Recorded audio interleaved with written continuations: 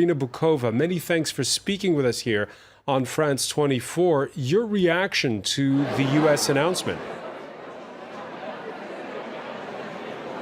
Well, my reaction, of course, is deep regret that the United States has taken such a decision.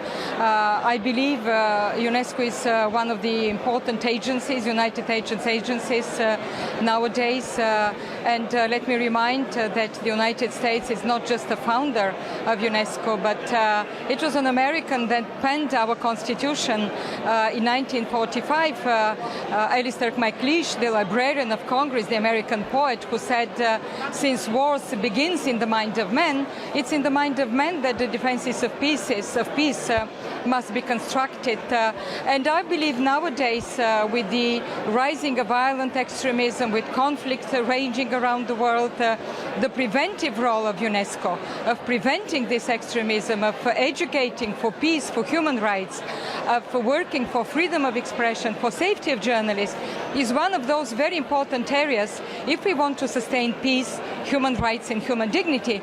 And also, we need the United States, we need the universality of this organization if we want to be this large platform of negotiations, of dialogue, of reaching mutually agreed, I would say, ideas and policies. So the United States needs to be at the table, you say, for everything from education to science. Is there any chance that they could reverse course at some point? Are there talks? Well, you know, I have never stopped working with the United States after the suspension of their financial contribution. We have developed very solid partnerships here, solid partnerships around the prevention of violent extremism through education, about girls' education and women's empowerment, about literacy. We have great friends in the United States. We work with the Association of Journalists, with universities, of museums, of cultural institutions. I think I cannot imagine how the United States will detach from us. And those institutions are still welcome. We will continue working this partnership. Those institutions are still welcome. We have a great partnership with Of course they are. Metropolitan Museum, we have done so much work in illicit trafficking of objects of art. With Smithsonian, we work even today in Iraq. We have joint missions in order to protect and preserve heritage, Iraqi heritage, which is vital for the peace and reconciliation of this country.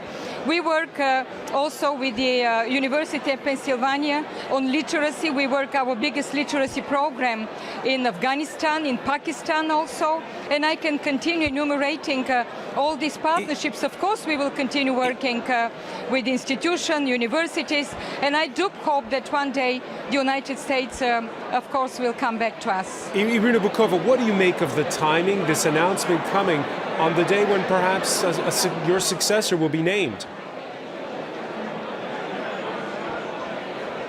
Well, I cannot say why and what. I think this is a question that has to be asked to the Americans. But let me just say that whatever day, whichever timing was selected for this, it would have always been a very sad day for us.